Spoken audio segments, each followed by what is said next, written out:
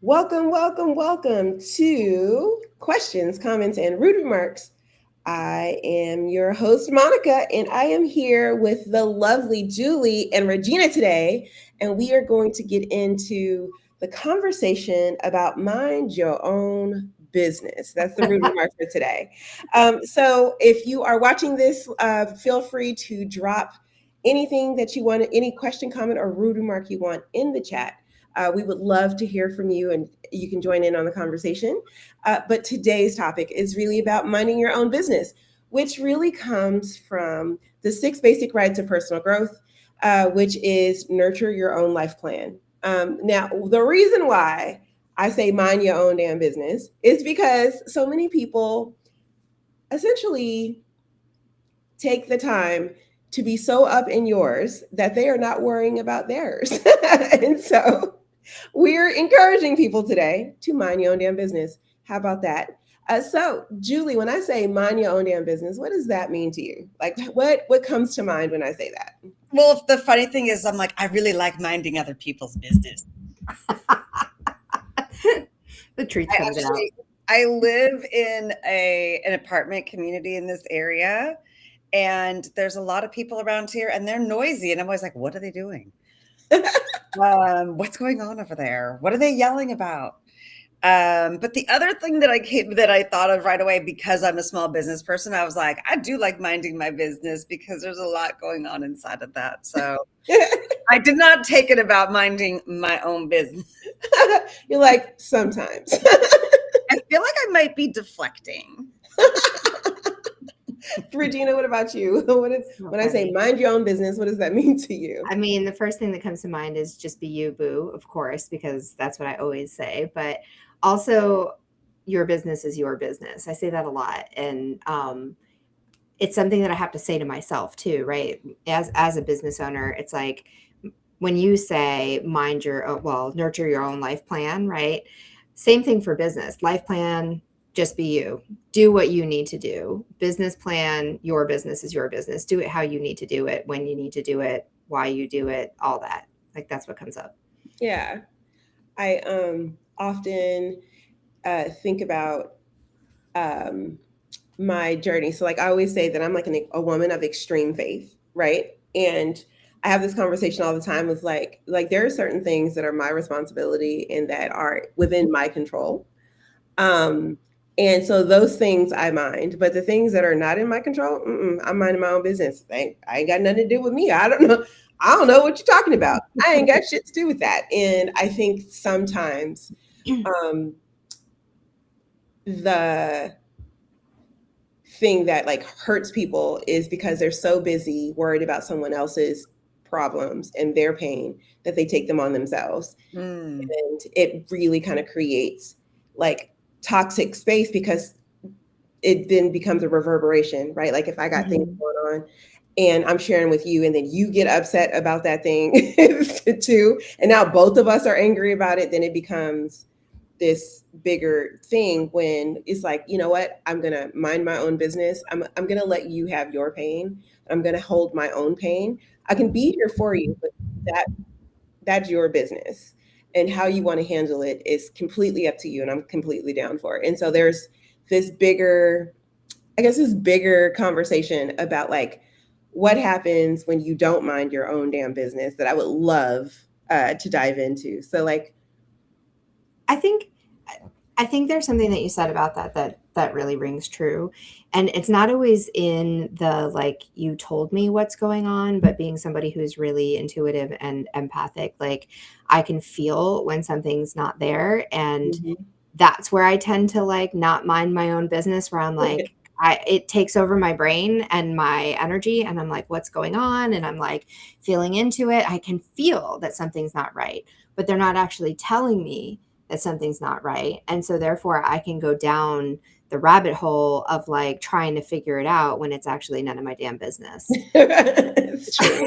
And also, like, how do you find balance, right? Like, especially when you're working with other people, or maybe it's your own family member, something like that, where you're like, all right, I hear what you're saying. And also, I feel like there might be a little bit more in there. I'm not going to dig, but permission to share more if you feel like that's really appropriate, right? Yeah. Mm-hmm. I know I have been thoroughly annoyed with talking with people who made everybody else's business their business so much that they're like, well, it's just a horrible time. Like, especially with adults who have adult children, Mm-hmm. and their kids' drama is now their business. Like, I just want to be like, why do you fucking care? Like, that's their life belongs to them.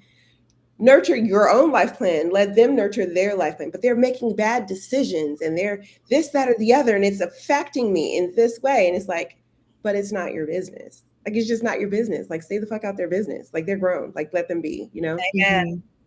Mm-hmm. Amen. I have to say, like, that's even my daughter's just about 23 years old, just graduated from college. But Woo! thank you. Something I started teaching her when she was small.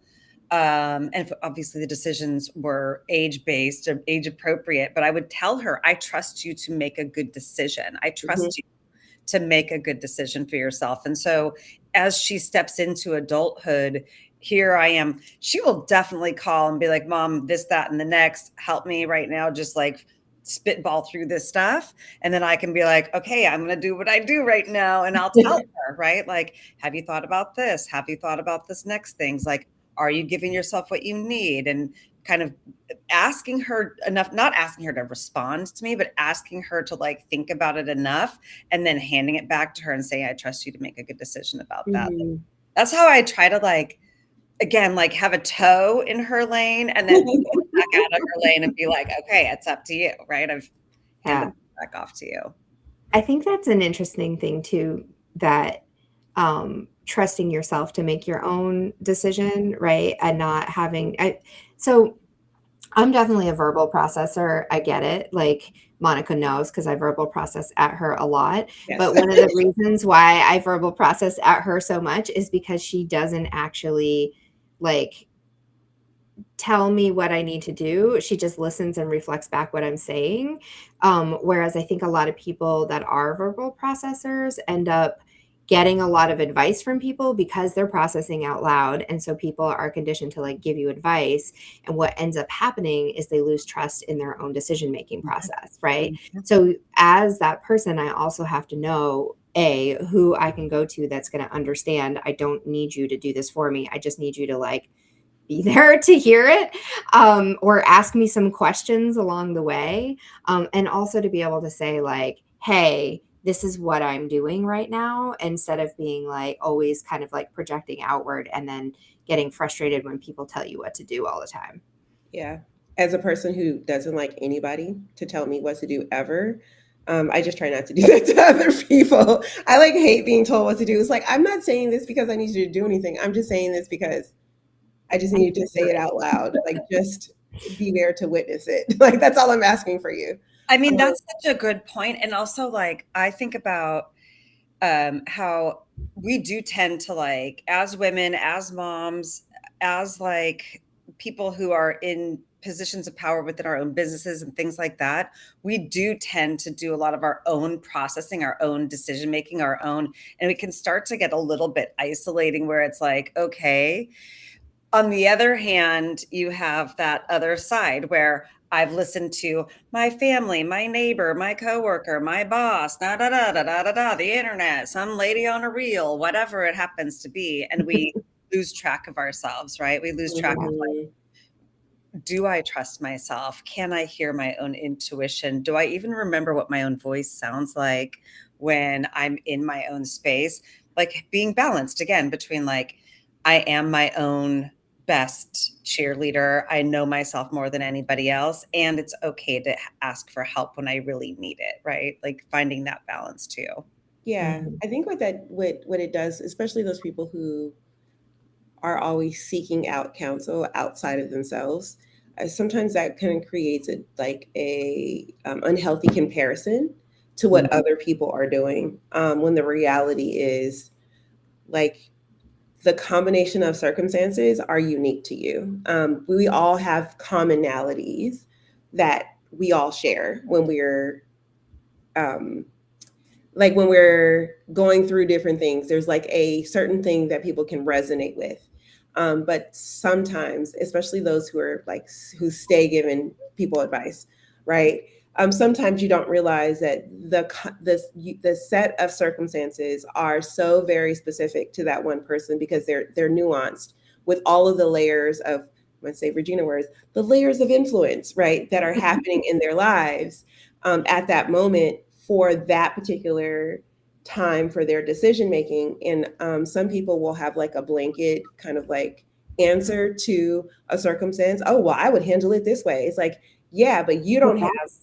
all of these circumstances happening at the same time. So you can't really judge on your life experience because my life experience is different, right? And so it's something that I like try to keep in mind a lot when when I'm talking to people or when they're sharing, because like apparently I have invisible ink on my forehead about like, here, tell me all your deepest, darkest fears and hurts. And so there have been many dates that have been ruined by someone coming over and like, having an Oprah moment with me. And I try to keep that in mind. It's like, hey, your set of circumstances are your set of circumstances, which is why I don't give blanket advice. But I instead reflect back what you're saying and then ask what you want, right? Like, in those two things help me help them nurture their own life plan, Mm-hmm. Yeah, the reason you have that invisible ink on your forehead is because you don't fill awkward space, and so people just keep talking, right? It's like you wait. It's funny because like, when people are like, "Oh, are you finished?" Like there needs to be some kind of like check about that. There doesn't need to be a check about that. If you just stay silent until they ask you to respond, then that they're complete with what they're saying. But you just do that without saying anything. You just like you stay open. um and it does create some discomfort sometimes for people because they're like, oh well, now I'm supposed to keep talking, so then they do keep talking and then there's more information. But the other thing is that Interesting. you were saying, like that blanket advice comes through the lens of that person's experience. And so I don't even know that they always know that that's what's happening. They're just giving advice through the lens of their own experience, which is, in a sense, they are minding their business in the sense that they're like, this is my business, this is what the experience is. But they're like, still, people just end up projecting their own experiences back and forth to each other without actually listening to what the other person needs, or responding in that way. Yeah. Fuchi, stop that. Stop it. Don't do that. First, you have to recognize that it's happening, I think, before Yeah. you can even stop I it. mean, I do think there's a lack of self-awareness when people are um like they forget that whole like when you point a finger, three are pointing back at you kind of experience as well. And so yeah, there may be a bit of lack of self-awareness that comes from giving advice from your own perspective without considering the perspective of the person that you're giving the advice to. So there's a lot to be said there. Very interesting. And also, I don't appreciate you knowing me better than I know myself in that moment about those awkward pauses, ma'am. I never You're really welcome. I'm sorry. And thank you. talk about like not knowing that about myself. I just learned that I was today old, guys, when I heard and found Yeah. out that I create space with awkward silence. Who knew that awkward silence was a superpower? Thank you. That's funny. Very, very funny. Okay, so how would you say that like when you turn inward and you really spend time kind of like nurturing your own life plan, how does that like actually create like more peace and more clarity and more momentum for you in the world? Julie, you want to kind of Sure. When you asked that question, it right away brought up this thing that I did at the beginning of the year. God, I can't think of the word. New Year's resolutions. I'm not a New Year's resolutions person, but I do like to look at like the possibilities of like what could happen. And so over maybe 10 days towards the end of the year, I took some time to think about the idea of like filling a container with rocks, right? We've heard this metaphor before where you put the big rocks in first and then you fill it with the little rocks. And I let myself dream about what my rocks might be. And then I actually started looking at how that would apply to the seasons of the year and how it applies to like my longer 5-year plan.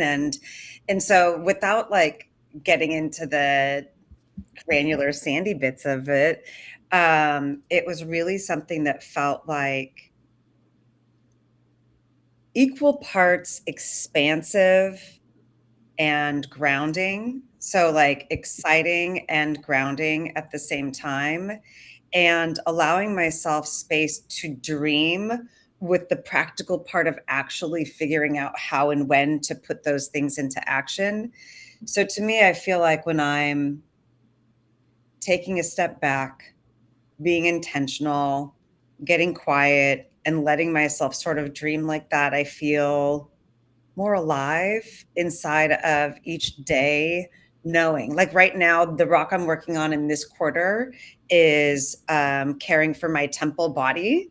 So Uh-huh. I'm like, okay, this time is about like what would it be like to nourish myself with food, with movement, with creativity, with friendships, right? So it just helps me like stay on track and not just put everything like, oh, someday this year I'd like to have a, I don't know, whatever, a workout plan, but then Yeah. you never do anything about it. Yeah. What's why I chuckled several times when you were Me talking is too. that you're using a crap ton of like you literally like nailed touchstones with You like so basically went Regina through talks my, about touchstones. I yeah. talk about your like the cycle of rebirth as a 6-year plan. And like everything that you were saying, we were like, oh, so she's literally saying all of the things If I've you been really, on, listen, I've been on the couch of consciousness with you all. You just didn't this know whole time. the yeah. whole time. Who knew? We're just If there manifesting was each other. ever any question of whether we all belong in the same space, that just nailed it. Nailed it. Yeah. That Ding, was ding, hilarious. ding, ding, ding. Like, Oh, I get a gold star. You do get a gold star. you get a gold Yay! star. Oh, I wish I could put emojis up on the screen. I know. We spend so much time in Zoom that I was Or like, maybe that's the next paddle, a gold star paddle. there you go. And then when it goes, Wrong answer. with the buzzer. But it should have like a twinkle sound instead of the buzzer. I don't know. Sometimes I feel like you need that, like, what? What do you mean?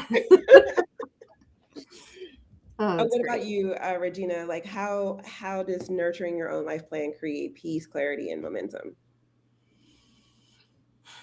Well, when I chart my own course. Hey, Let me say all the words that Julie just said with slightly different vocabulary. When I chart my own course and stick to the annual cycle of my own development, um, which is basically the same thing, I know where I am and what I'm focused on in that moment, and I can navigate all the circumstances that I need to navigate because it's not constricting. It's actually really it's really supportive and it's dynamic. So I can understand both the big picture and the exact moment that I'm in at the same time and make sure that I'm still aligned with that big picture while supporting the needs that I have in the moment. yeah, yeah.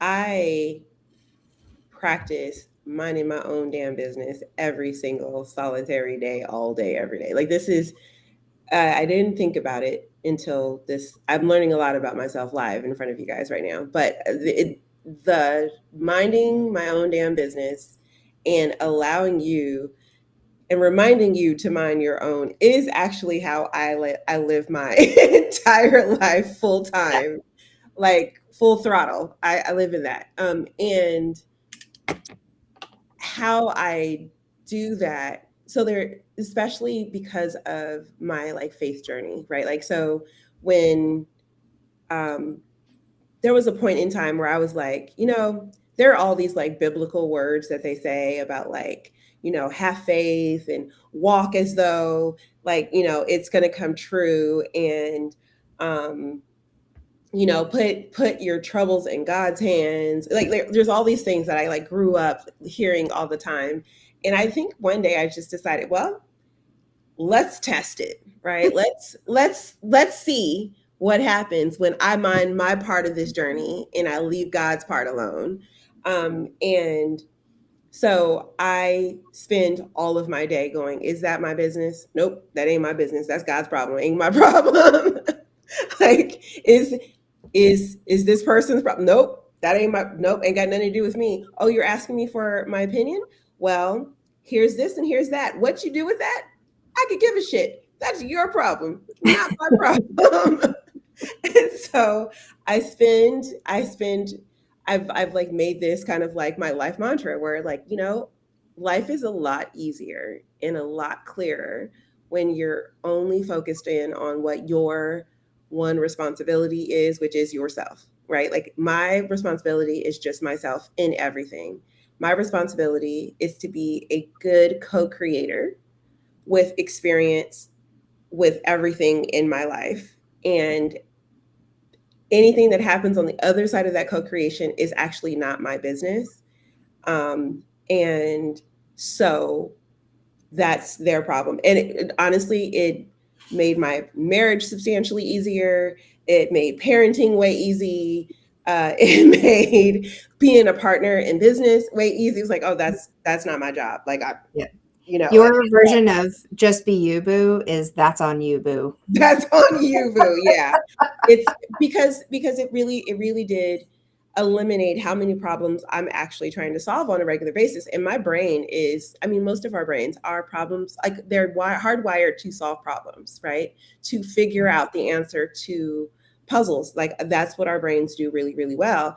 And so if you spend all your day trying to solve all the puzzles that don't have shit to do with you, then where is the time to focus on the puzzle that does have something to do with you? Like why is my body feeling the way it is? Why am I tired all the time? Why am I so stressed? Like those are actually the questions that I'd rather spend my time focusing on instead of why are you so stressed?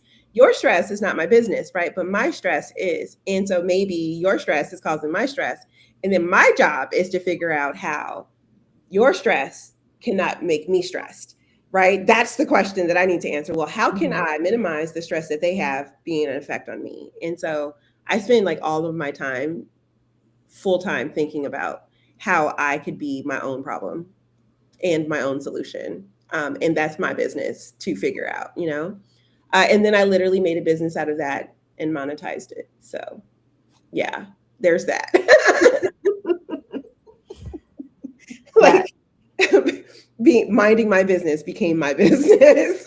I think it's interesting too, because not only are you like figuring out how other people's stress doesn't need to affect you, you're also like quite masterful at not letting your own stress you.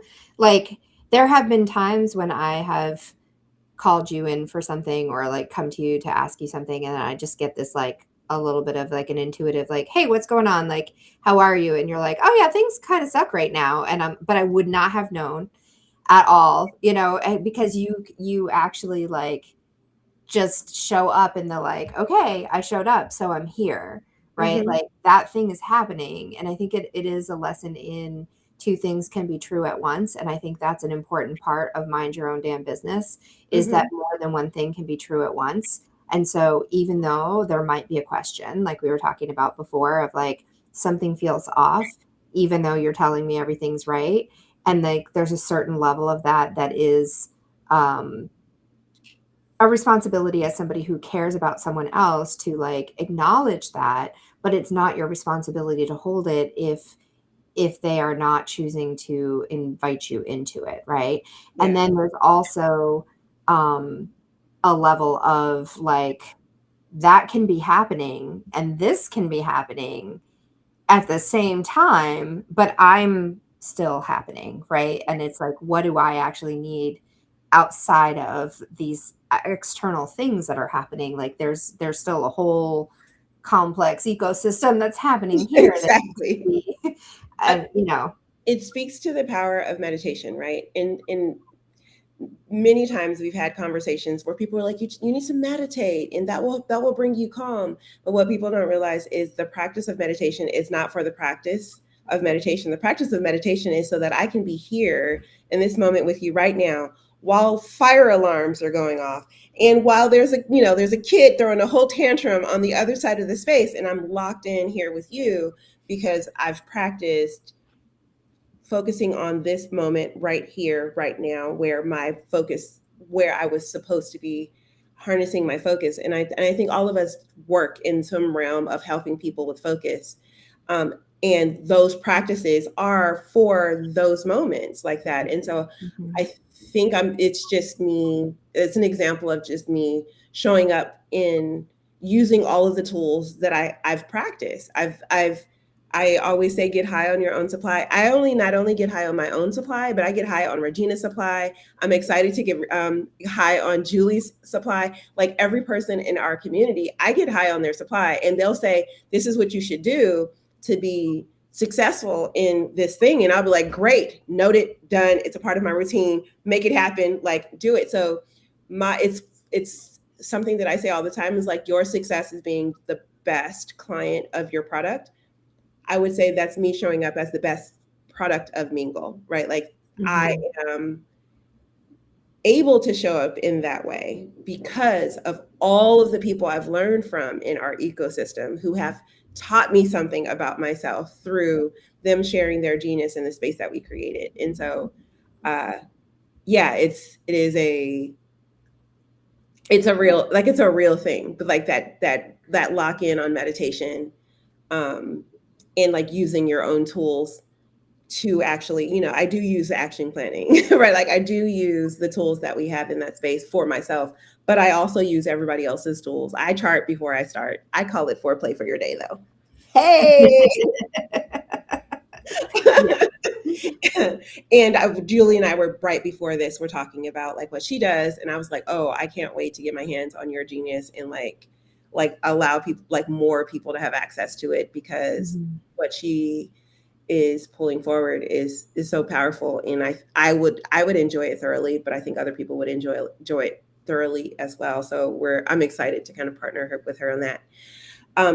Just like that, our really quick conversation, a little 30-minute conversation is almost up. So I'm going to ask I want you to give me one rude remark about minding your business. So like, if you can tell your clients, the people who are listening, to just stop it and like say the rude thing about minding their own business or nurturing their own life plan, what would that one thing be?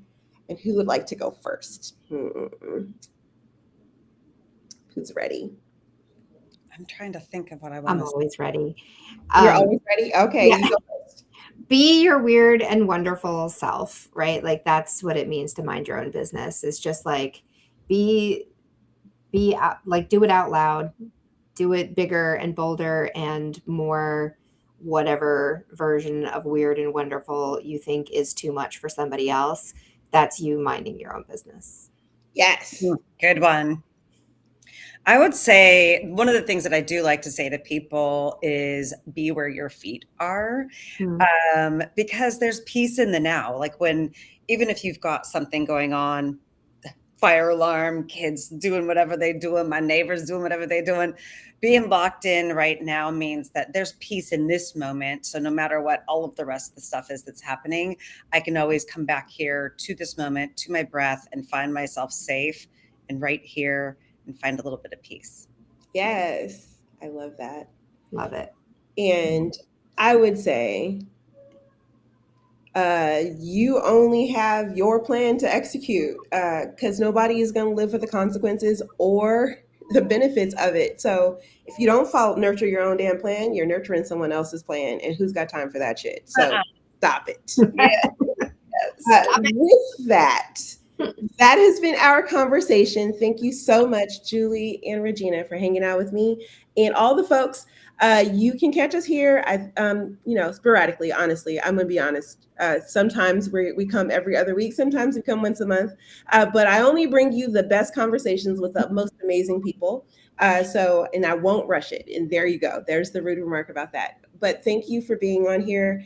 And we will see you next time on questions, comments, and rude remarks.